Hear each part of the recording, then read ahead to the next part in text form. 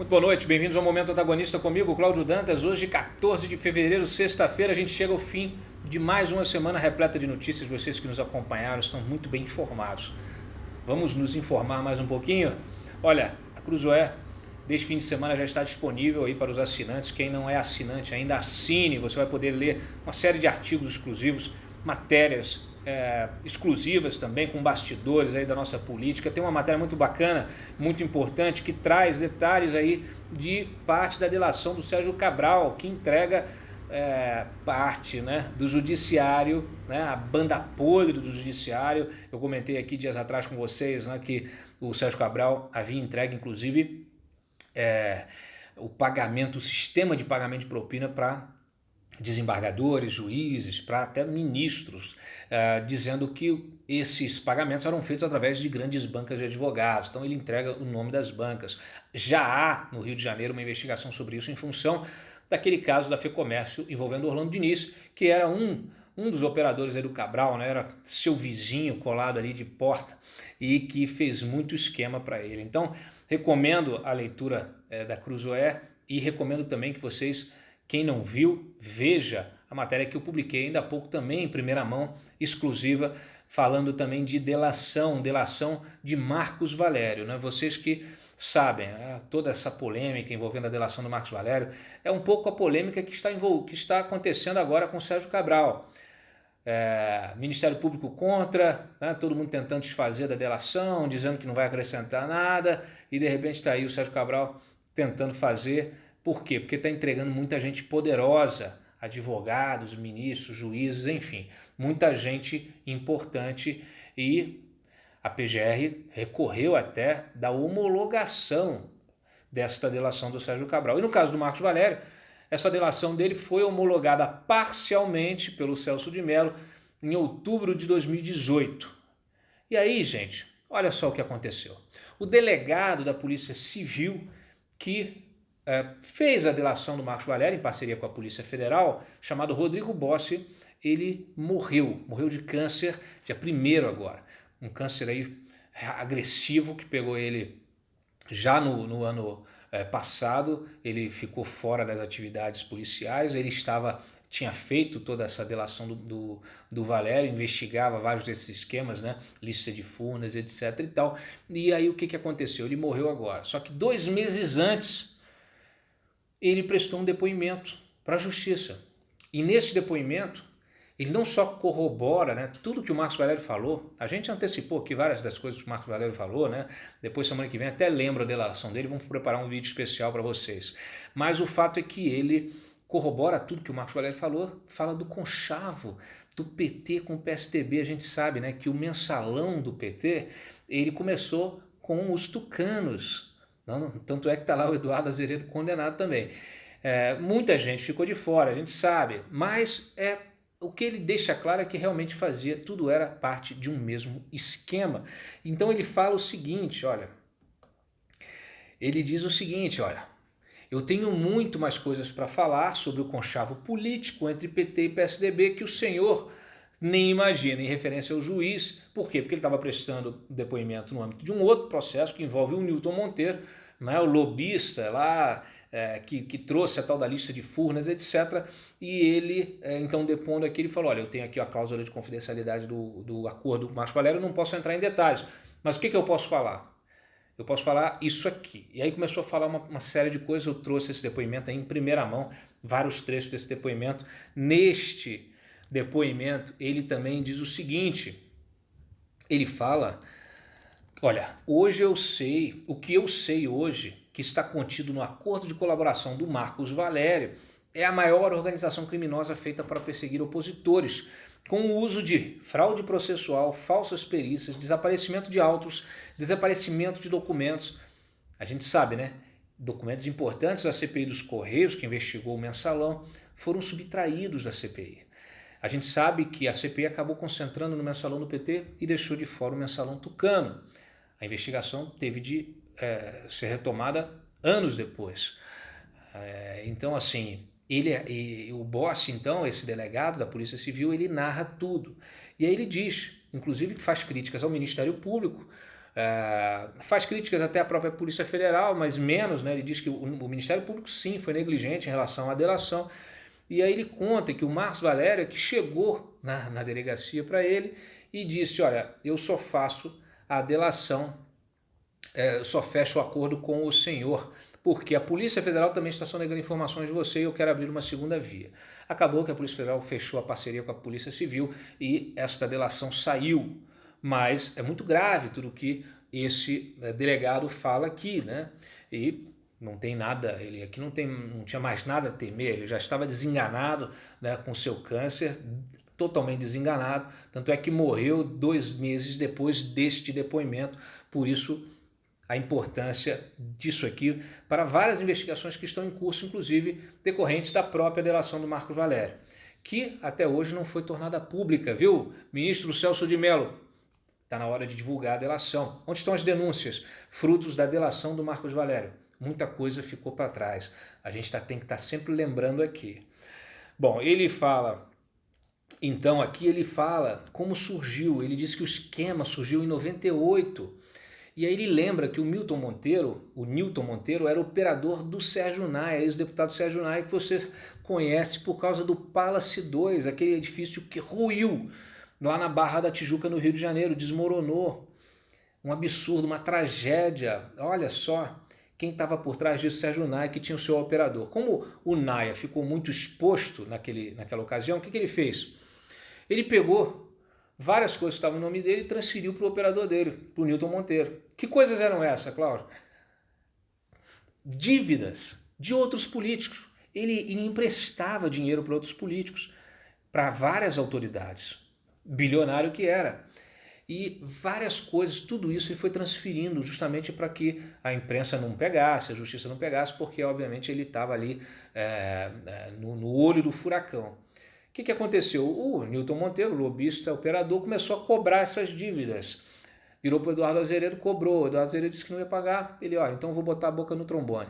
E pôs. Então ele delatou, entregou a tal da lista de furnas. Aí o que aconteceu depois?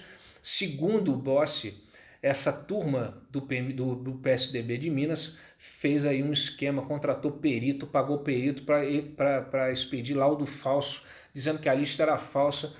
Enfim, tentando tirar a credibilidade do próprio delator aí, nesse caso o lobista, para quê? Justamente para evitar que a CPI enveredasse também para o tucanato lá em Minas, né? Então ele cita várias pessoas aqui, muitas dessas coisas, a própria lista é conhecida, se você jogar no Google ela é conhecida, e infelizmente as investigações em relação a isso ficaram para trás. Só que o Marcos Valério traz de volta isso, corroborando, confirmando a autenticidade. Então recomendo aí a leitura desta matéria. Ele fala, até lembra, né, a questão dos peritos, lembra o perito do caso do PC Farias, do Collor, né, que você basta pagar o perito que ele vai dar o laudo que você quiser. Então, ou um dá um de um jeito, dá do outro, já cria uma confusão jurídica e você já começa a inviabilizar o processo, a investigação. Então, recomendo aí que vocês, então, leiam essas matérias, até porque elas têm sentido hoje ainda, né, você... não só pelos crimes, né, pelos criminosos que continuam soltos, mas também por essas coincidências, né? Hoje a gente está discutindo justamente a validade aí da perícia, do laudo pericial, que inclusive divulgamos mais cedo, lá da Polícia Militar na Bahia em relação à morte do miliciano Adriano da Nóbrega, né? Há muita suspeita de que ele foi executado.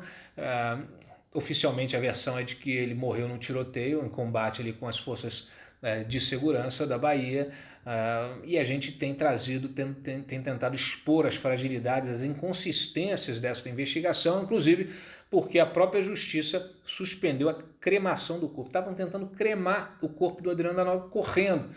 E aí a justiça determinou, não, tem que preservar o corpo, tem muita coisa para ser esclarecida desse caso. Então, olha, me surpreende, quer dizer, não me surpreende, mas me deixa um pouco decepcionado que a gente parece que continua dando voltas, né? Correndo atrás do próprio rabo. Quando você olha para trás, falando aqui de 1998, Palace 2, Sérgio Naia, Mensalão Tucano, lobista, pagamento de propina, aí você olha para hoje, é a mesma coisa, sabe, tudo que a gente viveu, Lava Jato, ainda hoje a gente tem esse problema do crime organizado envolvido com a política, aí você não confia na perícia porque pode ter uma queima de arquivo.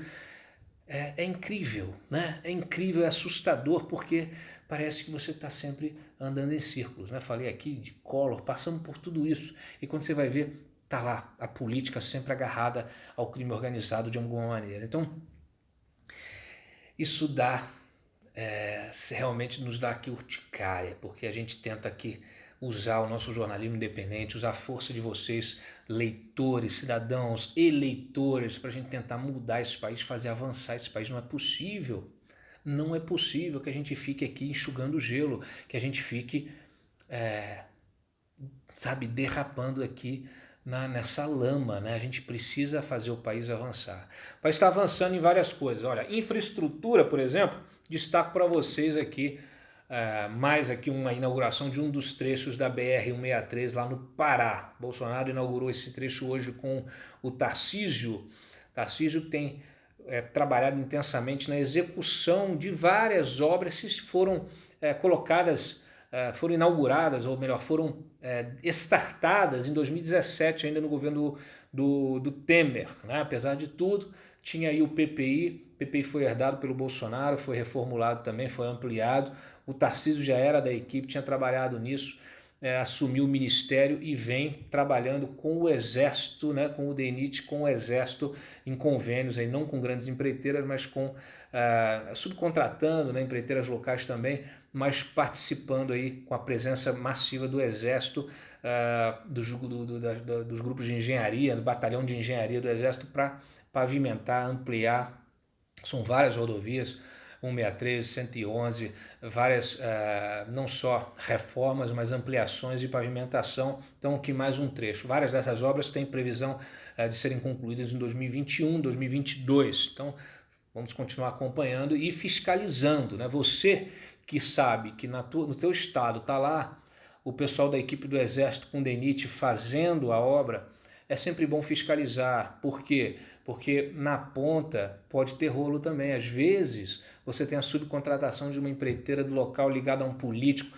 Então isso pode contaminar toda uma política, né, que é executada, que é planejada e executada no nível federal, e que você pode contaminar ela lá embaixo. Então a gente quer que o país ganhe infraestrutura, aliás, né, quando a gente fala de todos esses esquemas, né, da Lava Jato, Petrolão, etc., a gente fazia o quê? Infraestrutura nos outros países. O governo do PT construiu ponte, construiu rodovia, construiu metrô, construiu aeroporto, tudo em vários países aí da América Latina, na África, várias ditaduras, enquanto que nós continuamos aqui, né, nesse lodo, nesse lamaçal, nesse pântano.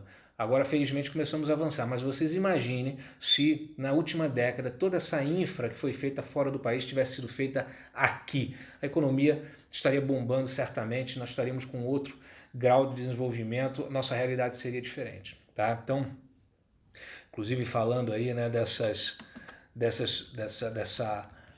corrupção, dessa exportação da corrupção, a Justiça peruana decretou hoje a prisão preventiva do ex-prefeito de Lima, Luiz Castanheda, justamente por propina que ele recebeu da OAS da Odebrecht. É disso que eu estou falando, né? Então, não é possível, né, a gente ver esse tipo de coisa e não ficar indignado. Bom, o que mais eu posso divulgar para vocês?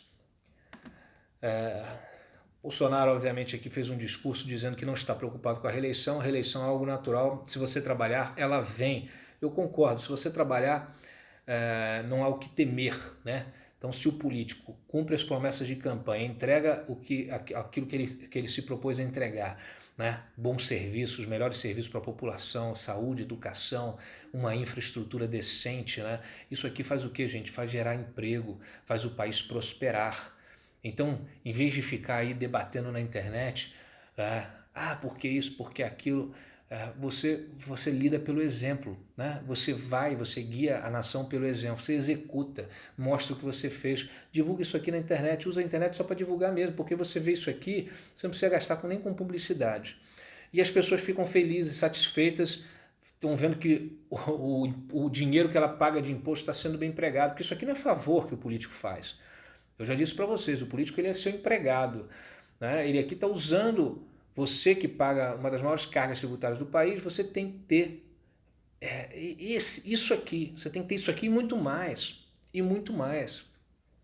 Então é claro, a execução de boas obras, bons serviços, né, a oferta aí de empregos, isso faz a economia gerar, faz a economia crescer e o voto vem naturalmente, não precisa, sabe, atacar os críticos, criar sistema aí de manipulação da opinião pública, atacar reputação, destruir reputação de quem você não concorda 100%, né? Esse tipo de estratégia é uma estratégia fadada a acabar. Por quê? A gente está vendo isso acontecer. Esse tipo a consequência disso é sempre crise para o próprio governo, né? Não à toa, tá aí, o Bolsonaro fez uma avaliação no fim do ano e resolveu abrir o Palácio do Planalto para os militares, para os generais, para a cúpula das Forças Armadas. Para quê? Para dar mais racionalidade, fazer a máquina fluir, andar e não deixar na mão de uma porção de pateta, de gente inexperiente, deslumbrada com poder, né, que acha que vai fazer revolução. Então, assim, é preciso fazer o país ir para frente, avançar de forma racional e madura. Né? Então, concluindo em cima disso, eu destaco para vocês aqui, eu já tinha comentado ontem a questão do eixo político, né, com a demissão do Onyx Lorenzoni, etc. e tal. Estamos fazendo uma apuração, inclusive, gente, especial. Vamos mostrar tudo que foi feito, né, tudo que está por trás dessa mudança, dessa modificação, dessa mudança de estratégia do presidente, o que ele avaliou, o que fizeram. Tá? Tem muita coisa errada que fizeram aí nas costas do governo. Então, tudo isso a gente está trazendo à tona na semana que vem, muita investigação, muita apuração.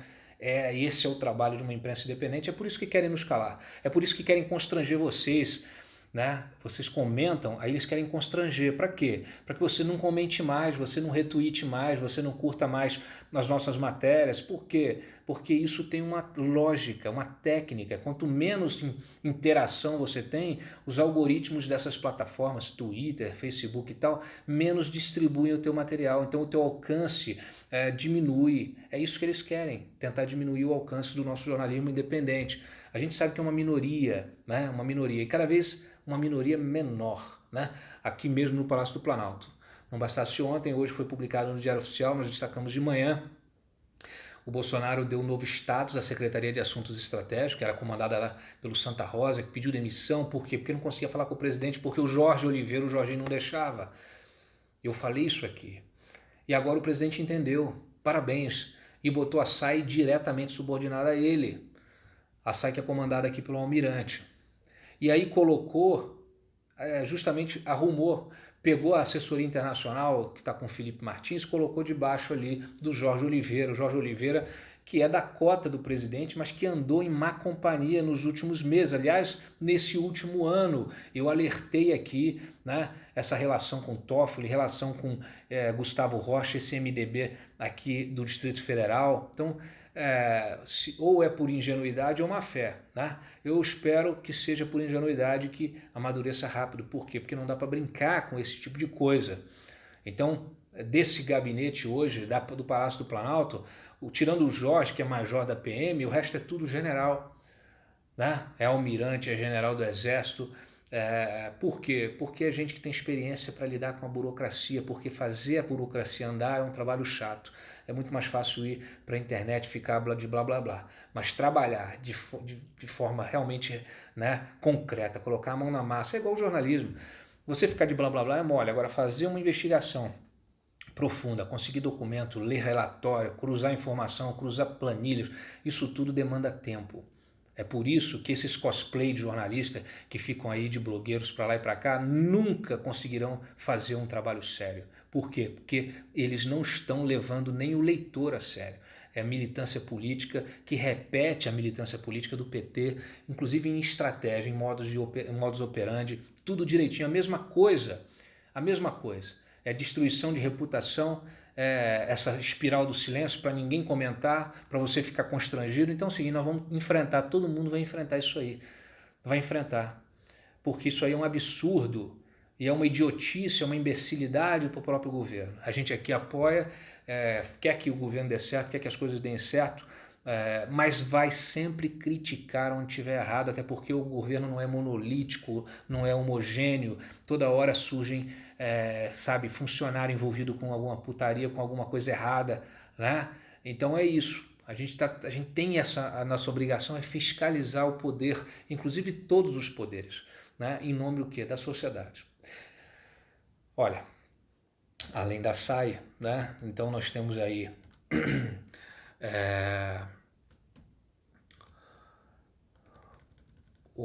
a troca do eixo político, a subordinação direta é o almirante então Flávio Rocha, né? Do almirante Flávio Rocha ao próprio Bolsonaro, e a tutela aí, né? A subordinação do Felipe, que tinha o acesso direto agora através do Jorge Oliveira. Então, com exceção do Jorge, da cota pessoal, que é da cota pessoal do Bolsonaro, todos os ministros hoje do gabinete são militares. Temos Augusto Heleno, Braga Neto, Luiz Eduardo Ramos, o próprio vice-presidente, o porta-voz, né? Então, essa é a nova realidade. Eu estou muito mais satisfeito com essas mudanças. Eu tenho esperança de que realmente essa burocracia vai começar a andar com mais velocidade e quanto menos abrir a boca para falar besteira, melhor, né? Inclusive, recado aí para o Guedes, que eu aprecio o trabalho, mas que andou falando demais. Não adianta defender. A gente tem que manter o nível alto. A gente tem que manter o nível alto, gente. O nível do debate tem que ser alto. Não é possível um governo que se diz conservador, né, nos costumes, liberal na economia, e os integrantes desse governo, ou os parlamentares associados a esse governo, se rebaixem e usem das mesmas estratégias, dos mesmos ataques vistos, do mesmo tipo, até da linguagem que os petistas, que a esquerda. Vamos subir o nível, cara. Vocês vão ver o quanto vai melhorar o ambiente do país como um todo, o ambiente de negócio, o ambiente político. E é o seguinte, efetividade. Vamos ter estratégia, igual os militares têm. Olha, identifica e corrige. É isso que interessa. Eu agradeço mais uma vez imensamente a audiência de vocês. O nosso trabalho é um trabalho para vocês, dedicado absolutamente ao leitor, né? Desfrutem do fim de semana, descansem. Eu também preciso descansar. Minha saúde ficou meio meio para lá e para cá essa semana. Faltei com vocês alguns dias, mas volto na segunda com o Momento Antagonista, com um boletim a mais. E olha, não deixem ninguém calar vocês. Continuem se expressando, continuem interagindo, continuem criticando, deixem seus comentários. Se alguém chegar a vocês, ignore, né? Bloqueia, remova o comentário. É isso que tem que ser feito. Vamos calar os idiotas. Um abraço a todos. A gente se vê.